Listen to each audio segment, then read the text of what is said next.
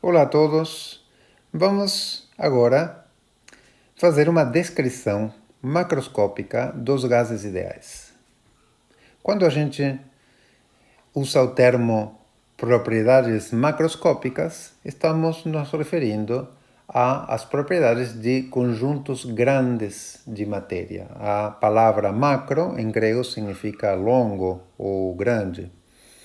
Então, estas propriedades macroscópicas são propriedades como a pressão P, a temperatura T, o volume V ou o número N de moléculas de um gás ou o número de Nzinho de moles desse gás, que são todas propriedades que se referem a conjuntos grandes de matéria ou conjuntos grandes de moléculas ou átomos. Vamos ver mais adiante, ainda no módulo 2, que as propriedades macroscópicas de uma substância estão intimamente relacionadas com as propriedades microscópicas. A palavra micro em grego significa pequeno, então estamos falando aqui de propriedades que estão relacionadas com grandezas de pequena escala, né? Quando digo pequena escala, estou pensando na escala de átomos ou moléculas. Então, estamos pensando, por exemplo, na velocidade dos átomos, na energia cinética desses átomos, no momento linear desses átomos ou moléculas que compõem a substância. Então, essas duas coisas estão relacionadas. O mundo macroscópico tem uma explicação a partir do que acontece no mundo microscópico. E nós vamos ver isso quando estudemos a teoria cinética dos gases. Por enquanto, vamos ficar restritos apenas a quantidades macroscópicas e vamos ver que essas quantidades macroscópicas estão relacionadas entre si. E a relação que existe entre elas se chama equação de estado. Então, estas grandezas P, pressão, temperatura, volume, número de moles, se relacionam entre si através da equação de estado. Dependendo da substância, a equação de estado pode ser bastante complicada.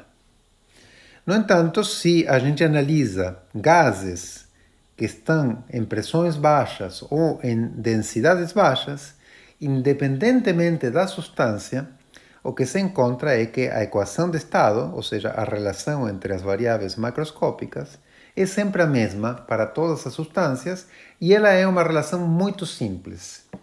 Essa relação simples que se encontra é denominada equação de estado do gás ideal. Se demonstra que todas as substâncias, quando estão em densidades baixas ou pressões baixas, se comportam como gases ideais. Para encontrar essa relação entre as variáveis macroscópicas, podemos imaginar um dispositivo hipotético para estudar o comportamento dos gases, como o dispositivo que está apresentado nesta figura. Temos um tubo, no interior desse tubo pode ser colocado um gás com um certo volume V, é possível medir o volume do gás contido dentro desse recipiente. Temos um pistão aqui, que serve para alterar o volume dentro da câmara, através deste dispositivo que está aqui. Temos também uma chama que permite aquecer o gás e mudar a sua temperatura. Temos uma fonte que permite introduzir mais matéria, mais gás dentro do recipiente, então podemos alterar a massa de gás dentro do recipiente ou o número de moles de gás dentro do recipiente. E todas essas propriedades macroscópicas podem ser medidas, porque temos aqui um termômetro para medir a temperatura T, um manômetro para medir a pressão P no interior, e podemos medir o volume da substância, né? E podemos ter também um controle da quantidade de matéria no interior. Então, isso está resumido aqui, aquecendo o gás, variando o volume com um pistão móvel e acrescentando mais gás, podemos controlar a pressão P, o volume V, a temperatura T e o número de moles N dentro desse dispositivo. O resultado dos experimentos realizados com esse tipo de dispositivo mostram que existe uma grandeza que é o produto da pressão com o volume dividido o número de moles dividido a temperatura, ou seja, PV dividido NT, que possui praticamente o mesmo valor, sempre, independente da substância que seja utilizada e independentemente do valor da pressão e das variáveis e das diversas variáveis macroscópicas que estão sendo utilizadas. Isso pode ser visto aqui, né? Aqui temos o cálculo feito para distintas pressões com hidrogênio, com nitrogênio, com monóxido de carbono, com oxigênio. O resultado em diferentes pressões mais ou menos está em torno entre 7,8 e 8,6, ou seja, a variação não é muito grande. Mas o interessante é que, à medida que a pressão vai ficando menor, esses valores começam, para todas as substâncias, começam a ficar extremamente próximos entre si e em pressões baixíssimas adotam um valor que é aproximadamente 8,3.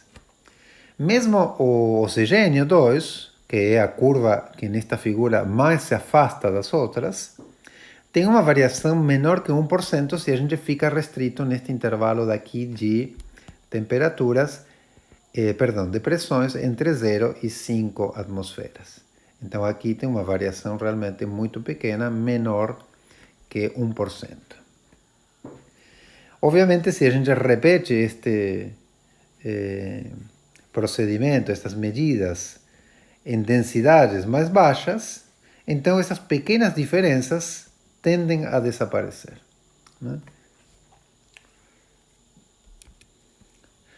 Bom, então isso pode ser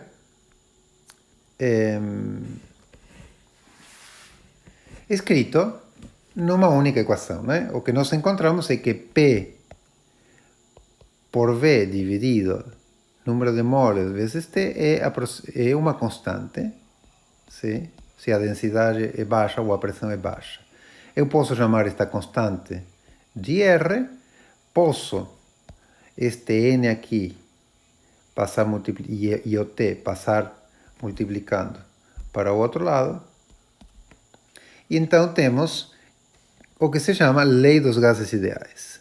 PV igual a nRT. Onde é importante salientar aqui que P tem que ser a pressão absoluta, não é a pressão manométrica, por exemplo. É a pressão absoluta, N é o número de moles no gás confinado, e T é a temperatura absoluta, né? É a temperatura na escala Kelvin.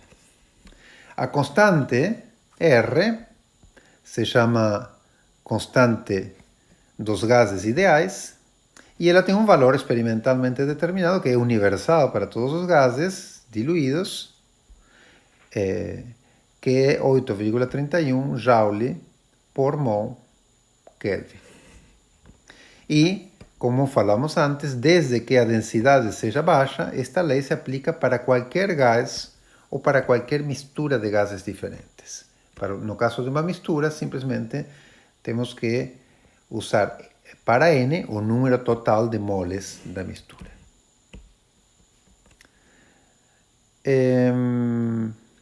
Se a pressão é expressa em atmosferas e o volume em litros, podemos fazer aqui uma mudança de unidades, né? Usando que 1 litro é 10 a menos 3 metros cúbicos, e é fácil mostrar que a grandeza R é 0,0821 atmosferas por litro dividido Kelvin mol. Bom, e finalmente,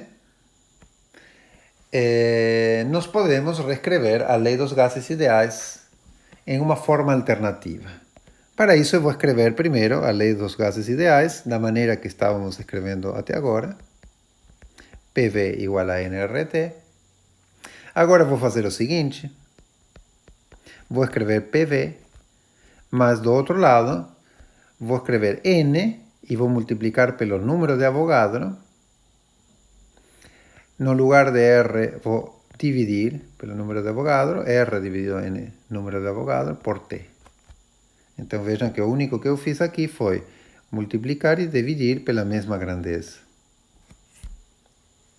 Só que o número de moles dividido multiplicado pelo número de Avogadro nada mais é do que o número total de moléculas. O número de moléculas.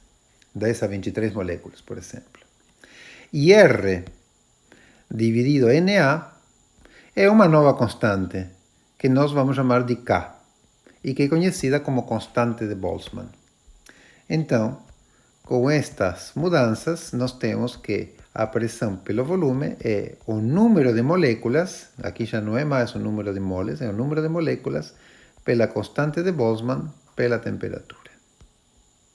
Esta é uma outra maneira de escrever a lei dos gases ideais.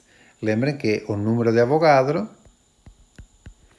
é um número que é definido como 6,022 vezes 10 a 23 moléculas por mol.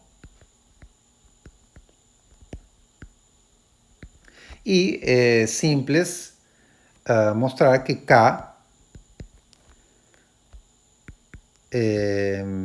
como K é R dividido em Na, é simplesmente fazer a conta, né? Temos que fazer 8,31 Joule por mol Kelvin dividido 6,022 vezes 10 a 23 mol a menos 1. Isso vai dar como resultado 1,38 vezes 10 a 23 Joule por Kelvin. E lembremos aqui que o número N é o número total de partículas do gás, o número total de átomos ou de moléculas do gás.